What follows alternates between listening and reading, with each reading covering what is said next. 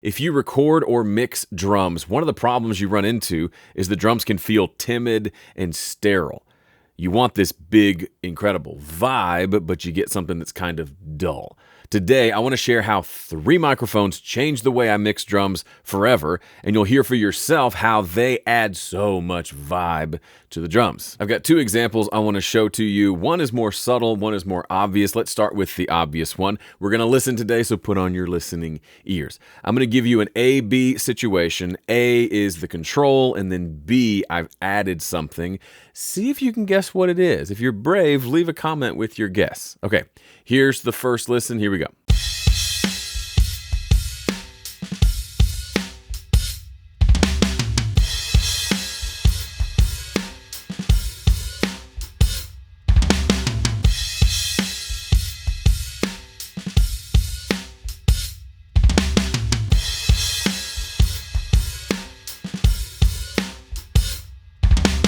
If you guessed room mics, you are correct. Now you might think, Joe, what's the big deal? Room mics, that's a thing. Well, in home studios, room mics can sometimes be meh because we're not typically in a big, huge, great sounding room.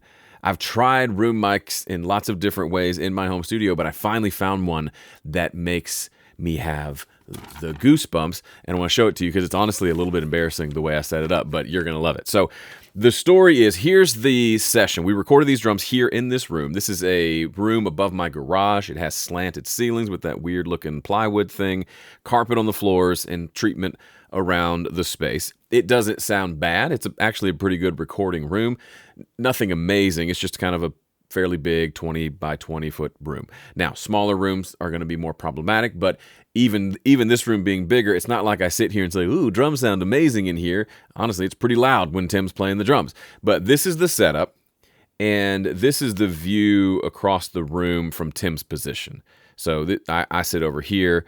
So it's not a huge room, but decent size. I had Joel over here on bass, and then I was here on my guitar and driving this session. Give you a quick view of kind of how we recorded things. We talked about this. This is that sub kick. Cut 2 videos back, talked about this. So 2 mics on the kick drum. We had just an SM57 on the snare, a couple of M179s on the toms, which those sound glorious. A pair of Earthworks on the overheads. And that's the extent of what I want to show you thus far. Then I was setting up the mics, and I thought, man, I really want a room mic. I've done the mono room mic in this room before, just a single microphone across the room, but I thought, I've got enough channels and cables, I want to go stereo, but I was out of microphone stands. So I thought, well, shoot, what am I going to do? And I didn't have any sort of like another pair of condensers like the overheads here.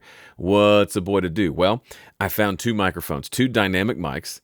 One was the PreSonus PD70. The other was an old AKG D5 handheld microphone. Both of these, I think, are $100 microphones, and they are beat to crap. I've had this one for probably 20 years, and this one for a few years. It's already kind of beat up.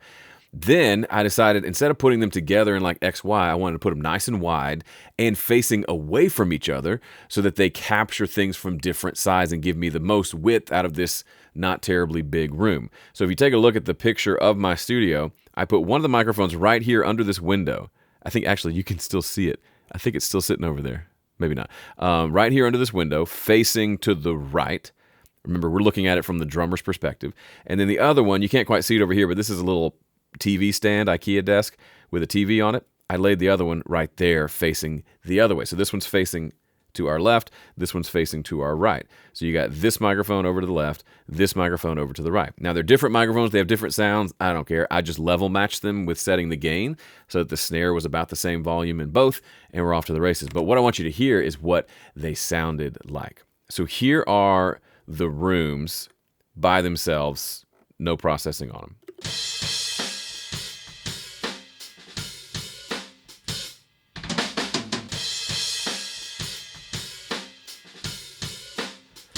So still, it's not like the mics are going to make the room bigger, but it captured some space, a sense of space. That's something that we don't get with our drums. We end up with like a drum kit that sounds like this, and it's okay. The snare, the way the compressor's hitting it, gives it a little bit of a room sound, that gong, sort of, but not really. But it'd be nice to have some space and even a little bit of stereo space. By adding in these room mics,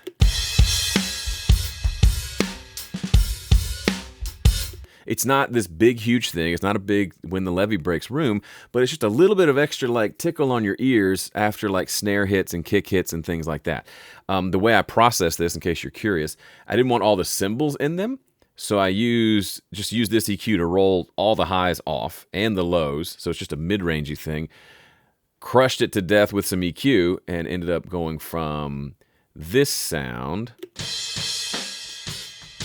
to this.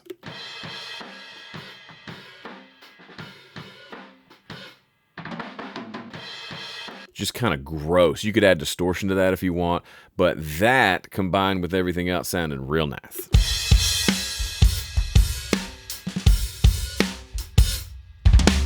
So here's the takeaway. You can use mismatched microphones without a stand and capture something cool. Next time you record something, throw a couple of mics on opposite ends of the room and just capture whatever you're doing. In addition to whatever mic you're using. So like maybe on a background vocal might be cool, or a gang vocal, or you got your guitar amp, but throw some mics across the room. You never know when you might come across something super cool and vibey. Okay, I've shown you the first two mics, which were the pair of room mics.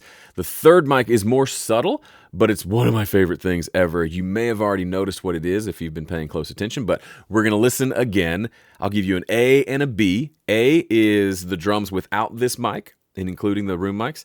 B adds this mic in. Leave a comment as to your guess as to what it is, or leave a comment as to what you hear. What is it adding to the sound going between A and B? Here we go.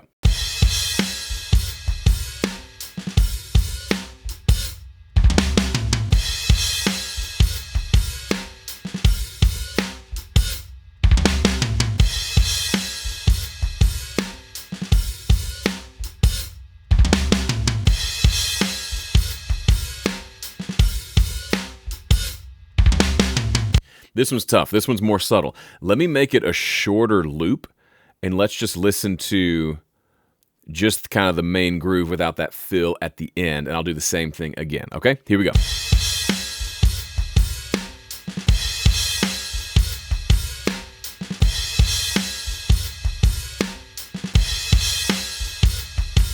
One more tip, listen to the kick and the snare specifically.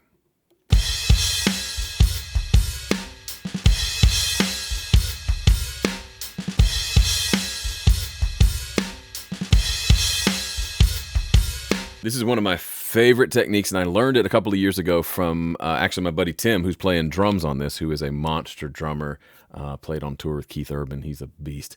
So you may have noticed when you look at this picture of the drum setup, it's pretty hard to miss. You may have noticed this microphone right here. This is a Cascade Fathead, which I just recently came to realize that Fathead or Cascade no longer exists. It's now Pinnacle microphones. Apparently the microphones are exactly the same. The name has changed slightly, so this one's called like the Fat Top instead of Fat Head. I don't know if maybe head was offensive to those of us with large heads, but anyway, this is the same thing, a Cascade Fathead or a Pinnacle Fat Top. It's a inexpensive ribbon microphone, and I place it right here over the kick drum. What? The beater hits the front, and then a lot of the sound comes out of the back. Why in the world is it placed here? Well, it's placed here, and it's angled towards, pardon this, the drummer's crotch. Some engineers in Nashville use a different term instead of fat mic, but I'm going with fat mic because it does give a very fat sound. But what ends up happening is a couple of things. First of all, since it's a figure 8 ribbon microphone, it picks up from the front and from the back. It doesn't pick up very much from the top and the bottom. So it's not going to pick up much in the way of cymbals, but it's going to pick up a whole lot of kick drum because it's just literally so close to the kick drum, and it grabs a lot of the snare. Also, you'll notice it doesn't pick up from the sides either, which means it's not going to get a lot of this tom or a lot of this tom. It's mainly a kick and snare microphone. So let me go show it to you. I call it my fat mic. If you've seen, I've used this technique for at least a decade now, I think. So anytime you've mixed songs from me that say the word fat, this is what that is. It's a ribbon microphone over the kick drum, faced a little bit towards the snare or the drummer's crotch. All right, so here's what that thing sounds like by itself. I'll play you the whole groove instead of that little loop.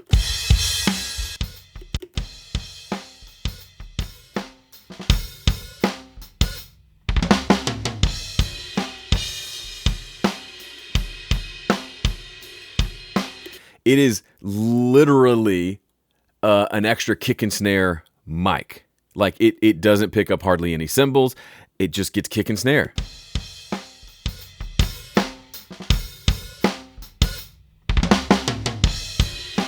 Obviously, you hear some of the toms and the other stuff, but what ends up happening is you blend this in with your existing kick and snare, and it gives it this extra oomph.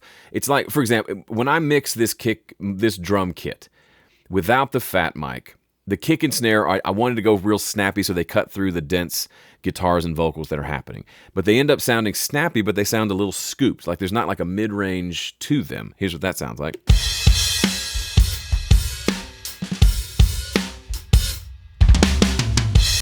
Which was cool, but I just wanted it to have this little bit of mid-range, so I used the fat mic for that. And by itself, it's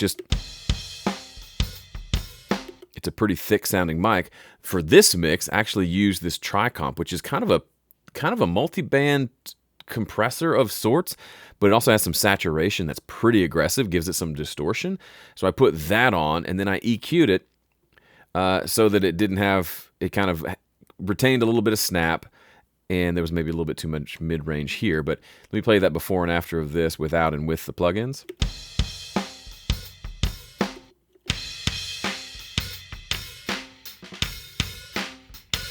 So this ended up acting as a little bit of extra like vibe, but it also had a little bit of extra like presence and snap to the kick drum and the snare drum without me having to go mess with those further. The snare drum, when you compress it pretty heavily like I did, it gets a lot of bleed from the cymbals.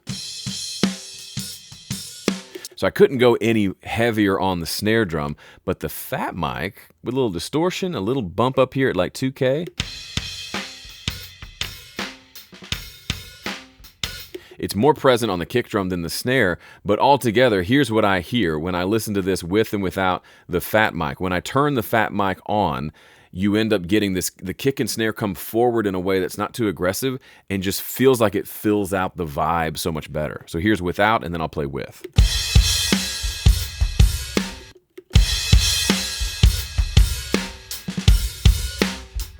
Sometimes if you just use a single snare mic, maybe you can't get that little bit of extra presence, a little bit of extra like in-your-faceness that you want. So another microphone that's close to the snare, but also it's doing double duty. It's doing it to the kick and doing it to the snare. If we just solo these without overheads. And now without the fat mic.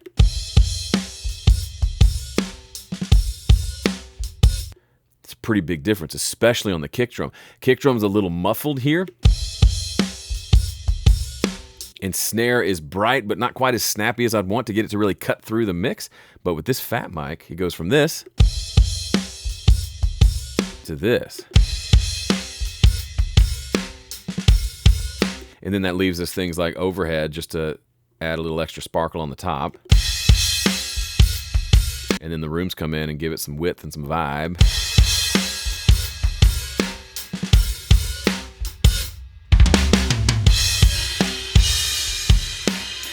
And of course, that all adds up to this. This is kind of a little groove section right before the chorus of my latest song with my band Stare Down called All Again, which you can listen to on this channel.